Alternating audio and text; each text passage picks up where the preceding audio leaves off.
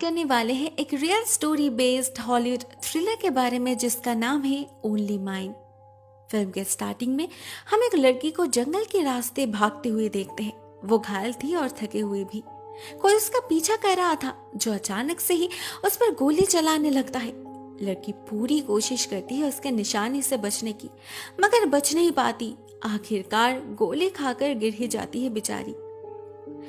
अगले सीन में हम मिलते हैं एक जूली नाम की लड़की से जो अपने ड्रीम कॉलेज में एडमिशन लेने के लिए बहुत ही ज्यादा एक्साइटेड थी। बहुत ध्यान से फॉर्म सबमिट कर रही थी अपनी, मगर इस चक्कर में उसे काम पे जाने के लिए लेट हो जाता है और फास्ट ड्राइविंग करना पड़ता है। वो घर के पास वाले एक कैफे में काम करती थी, वहीं जा रही थी वो और फोन पे अपने पार्टनर को शांत करने की कोशिश कर रही थी। वो इस पे दोनों हाथ भी नहीं थे उसके। ऐसे में एक पुलिस ऑफिसर उसे देख लेते हैं। जूली तो डर जाती है, मगर वो ऑफिसर काफी क्यूट थे और हैंडसम भी। जस्ट वार्निंग देकर ही छोड़ देते हैं। जूली के मन में तो लड्डू फूटने लगे थे। उसे पहली नजर में ही ये ऑफिसर पसंद आ गया था, तो वो उसे अपने कैफे में आने के लिए इनवाइट कर देती है इनडायरेक्टली। उसे लगा नहीं था वो आएंगे, मगर जब वो आते हैं जूली खुद को रोक नहीं पाती। इस बार डायरेक्टली ही उसे डेट पे जाने के लिए पूछ लेती है। ऑफिसर डेविड शायद ऐसा ही कुछ एक्सपेक्ट कर रहे थे। वो बिल्कुल भी हैरान नहीं होते, मान जाते हैं और ऐसे ही शुरुआत होती है उनके रिश्ते की। इसके बाद दोनों कुछ दिन कुछ बहुत अच्छे वक्त बिताते हैं एक साथ। जूली उसे अपने घर ले जाती है, माँ से मिलवाती है, मगर हम नोटिस करते हैं डेविड कुछ ज्यादा ही पॉजेसिव एंड प्रोटेक्टिव है। जूली के साथ रहते वक्त उससे ज्यादा आसपास के लोगों पर फोकस करता है, कहीं कोई उसके गर्लफ्रेंड को घूर तो नहीं रहा। ऐसे एक दिन उसे टॉमी दिखता है। टॉमी जूली का पार्टनर है। कैफे में दोनों एक साथ काम करते हैं। हाँ, ये सच है कि वो जूली को लाइक करता है। कई बार अपने दिल की बात बताने की कोशिश भी की है, मगर जूली उसे सिर्फ एक फ्रेंड की तरह ही ट्रीट करती है। डेविड को इतना कुछ पता नहीं था, फिर भी उसे टॉमी पसंद नहीं आता, तो वो जूली को उससे ज्यादा बात करने से मना कर देता है। जूली भी वैसा ही करती है। काम के बाहर टॉमी से कोई रिश्ता नहीं रखती। उसे लगता है डेविड ने कहा है तो जरूर यही ठीक होगा। ऐसे ही कुछ दिन बीत जाते हैं। एक दिन डेविड उसे अपने केबिन में ले जाता है जो जंगल के अंदर था। वहां वो दोनों बहुत देर तक बातें करते हैं, अपने बारे में, अपने परिवार के बारे में, चाइल्डहुड के बारे में। जूली को पता चलता है डेविड का चाइल्डहुड काइंड ऑफ डिस्टर्ब्ड रहा। उसके पेरेंट्स की मौत काफी अर्ली हो गई थी। तब से चीफ ऑफिसर स्टीफन ही उसका गार्डियन है। वो उसके पिता के बहुत क्लोज फ्रेंड हुआ करते थे। उन्होंने ही उसकी परवरिश की, उसे नौकरी दिलवाई। अभी डेविड उन्हीं के अंडर काम करता है। जूली को उसके एक्स गर्लफ्रेंड के बारे में भी जानने मिलता है, एलिशिया। वो इस केबिन में भी आई थी। डेविड उसके बारे में ज्यादा बात करना नहीं चाहता था, तो जूली फोर्स नहीं करती। वैसे भी उसे डेविड के पास्ट में कोई इंटरेस्ट नहीं था। किसी का भी पास्ट इजी नहीं होता। इसके बाद एक दिन एक अजीब हादसा होता है। एक दिन जब जूली घर लौटती है तो उसे अंदर डेविड मिलता है, मगर दरवाजा तो लॉक्ड था। जूली समझ नहीं पाती डेविड अंदर आया कहां से। पूछने पर भी वो कोई जवाब नहीं देता। इधर उधर के बातों से सवाल को घुमा देता है और जूली के दिमाग से भी बात निकल जाती है। मगर इसके बाद से ही सिचुएशन कुछ ज्यादा ही ऑफ बीट जाने लगता है। डेविड बिल्कुल साये की तरह पीछा करने लगता है जूली का। वो कहीं भी जाए, किसी से भी मिले, उसे हर चीज की खबर चाहिए थी। जैसे एक रात जब जूली अपने फ्रेंड के घर जाती है बेबीसिटिंग करने, वो कुछ देर के लिए फोन साइलेंट मोड पर छोड़ देती है। उसे सुनाई नहीं देती। डेविड उसे पागलों की तरह कॉल किया जा रहा था। फाइनली वो दरवाजे पे ही आ जाता है जूली को ढूंढते हुए। कहता है उसका फोन ना पाकर उसे टेंशन होने लगा था, तो उसने जूली के मॉम को कॉल किया और इस घर के बारे में पता करके यहाँ पर आ गया।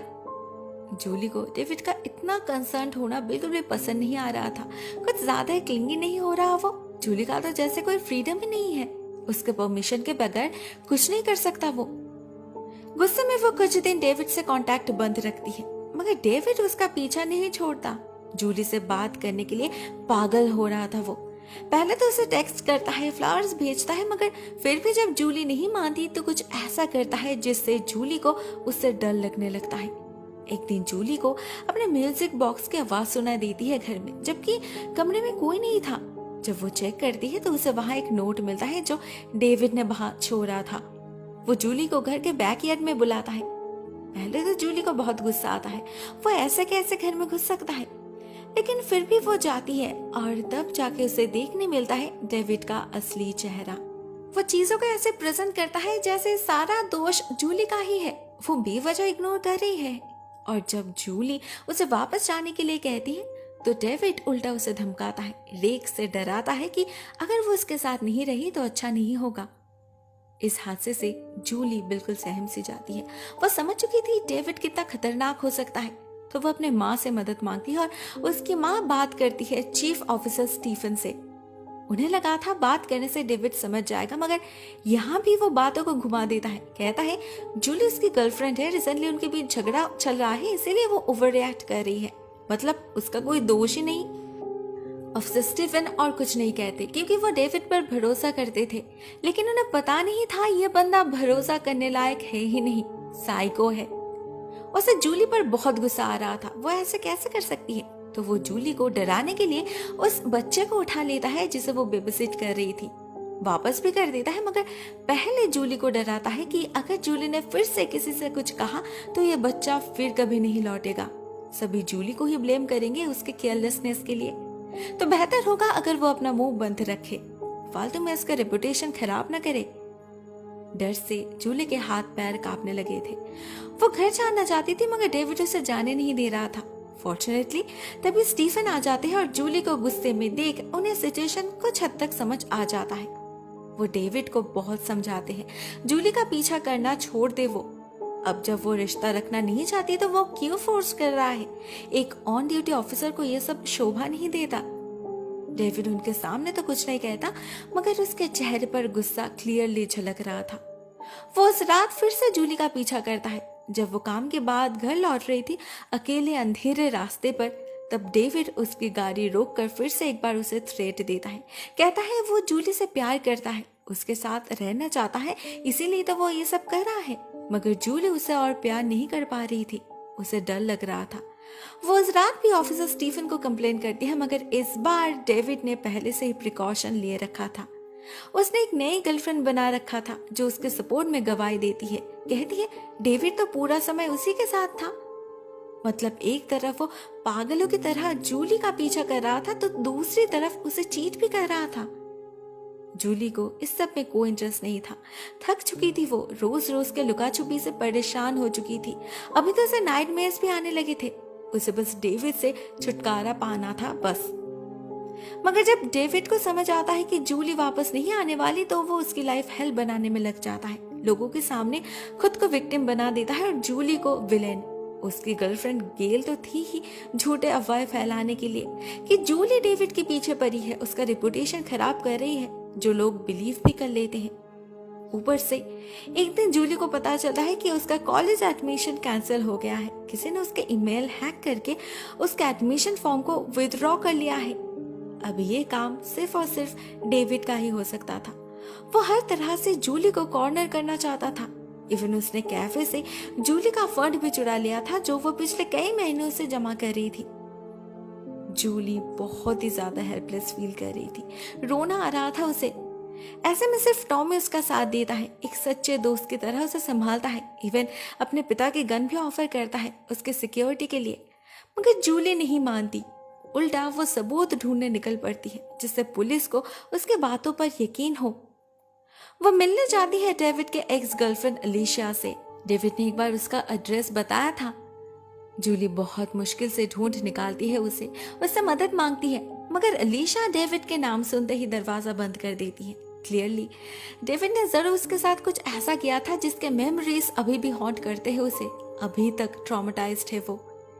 लेकिन जूली अभी क्या करेगी, बहुत अपसेट हो जाती है वो। यही लास्ट ऑप्शन था डेविड का असली चेहरा सबके सामने लाने का, जो शायद पॉसिबल नहीं होगा। वो घर लौटने लगती है और ठीक तभी एक गाड़ी उसे पीछे से धक्का दे देती है। जूली संभाल नहीं पाती और उसकी गाड़ी जाकर एक पेड़ से टकरा जाती है। पीछे की गाड़ी से निकल आता है डेविड। उसे पता चल गया था जूली कहाँ गई थी, तो वो उसका बदला लेता है। जूली के गाड़ी में अल्कोहल का बोतल छोड़कर उसे फोर्सफुली ले जाता है अपने साथ। जूली उसे रोक नहीं पाती, ना खुद को बचा पाती है। पता नहीं ये पागल अब क्या करने वाला है। तो वो उससे बहुत अच्छे से बिहेव करने लगती है, माफी मांगती है, एग्जैक्टली जैसे वो चाहता था। इससे डेविड शांत तो हो जाता है मगर गाड़ी नहीं रोकता। रास्ते में जूली को 2 लड़के नजर आते हैं जिससे वो मदद मांगती है, मगर वो समझ नहीं पाती। फाइनली डेविड एक सुनसान इलाके में ले जाकर गाड़ी रोक देता है, प्रपोज करता है जूली को शादी के लिए और जूली उसका मन रखने के लिए हाँ भी बोल देती है। मगर जैसे उसका ध्यान हटता है, जूली उसे चकमा देकर पीछे वाले जंगल में भाग जाती है। ये वही सीन है जो हमने फिल्म के स्टार्टिंग में देखा था। जूली बहुत भागती है मगर बच नहीं पाती। डेविड उससे शूट कर ही देता है और फिर जूली को अकेला छोड़कर भाग जाता है। मे बी उसे लगा था जूली मर चुकी है, मगर यह सच नहीं था, वो तब भी जिंदा थी। लेकिन जब अगले 3 दिन तक वो घर नहीं लौटती, सभी को यही लगने लगता है। उसकी माँ मिसेस डीलन तो टेंशन में पागल हो जाती है, बस उसके जिंदा रहने की प्रेयर कर रही थी वो। उधर ऑफिसर स्टीफन भी केस को बहुत सीरियसली लेते हैं। स्पेशल ऑफिसर सर्जन मिलर आते हैं केस को इन्वेस्टिगेट करने। डेविड से भी पूछताछ की जाती है, बट एज यूजुअल वो कुछ भी जानने से इनकार कर देता है। सरासर झूठ कहता है कि वो उस दिन पूरा समय गेल के साथ था। जूली से तो बहुत पहले उसका ब्रेकअप हो चुका है, उसे कैसे कुछ पता होगा।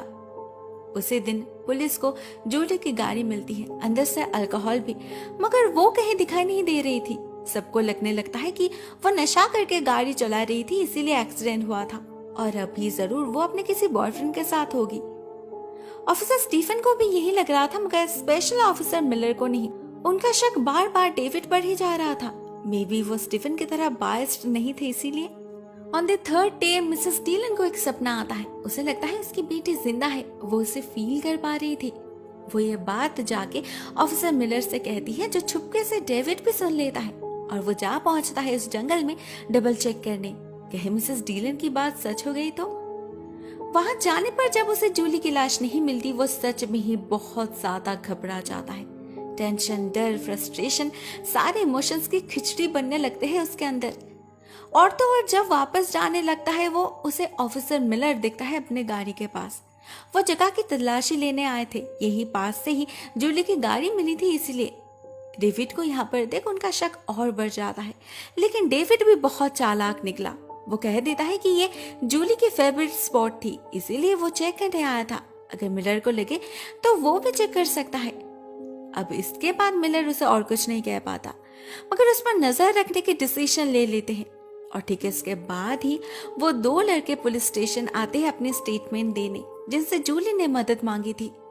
तब तो वो कुछ नहीं कर पाए, मगर अभी उनका स्टेटमेंट ही केस को एक नया मोड़ दे देता है। उन्होंने जूली को जिस गाड़ी में देखा था, उसका डिस्क्रिप्शन डेविड के गाड़ी से हूबहू मैच कर रहा था। जब डेविड को इस बारे में पता चलता है, वो गायब हो जाता है। कहाँ, किसी को नहीं पता। इवन ऑफिसर स्टीफन भी उसे ढूंढ नहीं पा रहे थे, उनका फोन तक रिसीव नहीं कर रहा था डेविड। इससे ऑफिसर मिलर 100% कंफर्म्ड हो जाते हैं कि इस केस में डेविड का हाथ जरूर है। अगर वो मिल जाए तो जूली भी मिल जाएगी। ऐसे में जूली की एक फ्रेंड उनकी मदद करती है। जिस दिन जूली अलीशा के घर गई थी, उस दिन निकलने से पहले उसने इसी दोस्त को कॉल किया था, उसे बताया था वो कहाँ जा रही है। जब ये दोस्त ऑफिसर मिलर को अलीशा के बारे में बताती है, तो उनके लिए सारी चीजें क्लियर होने लगती है। वो अलीशा से मिलने जाते हैं, उससे पूछते हैं डेविड ने उसके साथ क्या क्या किया है और अभी वो कहाँ छुप सकता है। इस बार भी अलीशा कुछ जवाब देने से बहुत हिचकिचाती, but at the same time उसे जूली के लिए बहुत खराब भी लग रहा था। गिल्टी फील कर रही थी वो। अगर उस दिन उसने मदद की होती तो शायद आज वो सेफ रहती।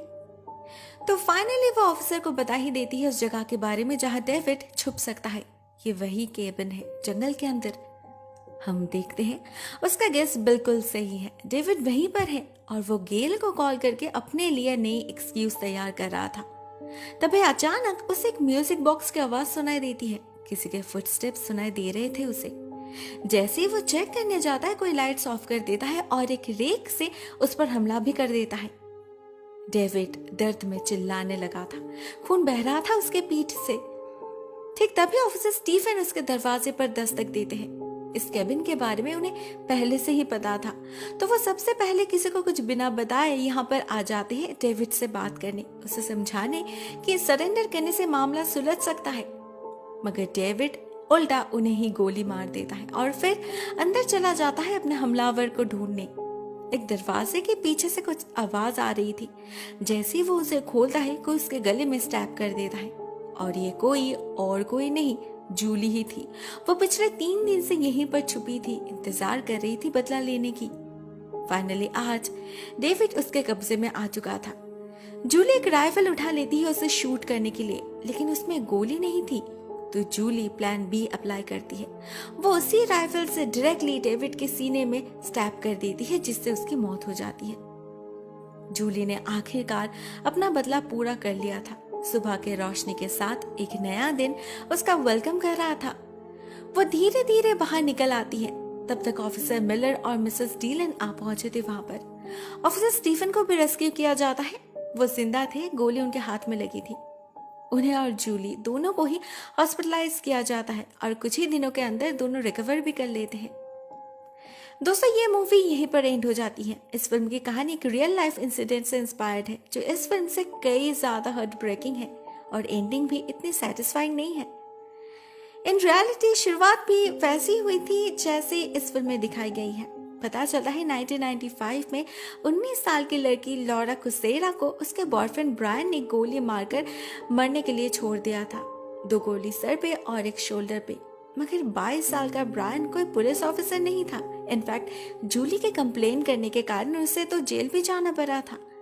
मगर जेल से निकलते ही उसने जूली को मारने का प्लान बनाया। जंगल में ले जाकर आखिरी बार पूछा उससे क्या वो उसके साथ रहना चाहेगी, क्योंकि अगर लॉरा उसके साथ नहीं हो सकती तो वो किसी की नहीं होगी। ऑब्वियसली लॉरा जवाब ना ही देती है, जिसे सुनते ही ब्रायन उसे शूट कर देता है और फिर भाग जाता है वहां से। पूरे 4 दिन वहीं पर बेहोश पड़ी थी बेचारी, लेकिन जान तब भी थी उसके अंदर। फाइनली जब ब्रायन ने पुलिस के पास जाकर सरेंडर किया और उन्हें लॉरा के पास ले गया, तब जाके उसकी जान बची। उसे कई दिन लगे थे फिर से एक्टिव होने में। बहुत मुश्किल से उसने फिर से चलना सीखा था, मगर इतना सब कुछ करने का कोई फायदा नहीं हुआ। बेचारी इसके ठीक 1 साल बाद एक कार एक्सीडेंट में गुजर गई। On the other hand Brian आज भी जेल में है। उसे 55 साल की सजा जो मिली थी। दोस्तों, ये केस बहुत ही रेयर है और 3 गोली खाकर 4 दिन तक पड़े रहने के बाद जिंदा रहना, ये तो किसी मिरेकल से कम नहीं। सबको ये मौका नहीं मिलता, तो सावधान रहना जरूरी है। किसी भी रिश्ते में रेड फ्लैग्स को नजरअंदाज करना ठीक नहीं। अगर ऑफिसर स्टीफन ने पहले ही जूली के बातों पर गौर किया होता तो शायद इतना कुछ होता ही नहीं। लेकिन ये तो रियल लाइफ थी। इन रियल लाइफ ब्रायन तो जेल भी गया था, फिर भी वो नहीं सुधरा। लॉरा और क्या कर सकती थी? घर में बैठे रहना तो कोई ऑप्शन नहीं हो सकता ना। आपको क्या लगता है, किसी अनहोनी को अवॉइड कर पाना क्या पॉसिबल है? What do you think? Comment section में जरूर लिखना। आज के लिए बस इतना ही दोस्तों। Thank you so much for watching this video. बहुत जल्द मिलते हैं किसी और नए वीडियो के साथ। तब तक के लिए टेक केयर, टाटा।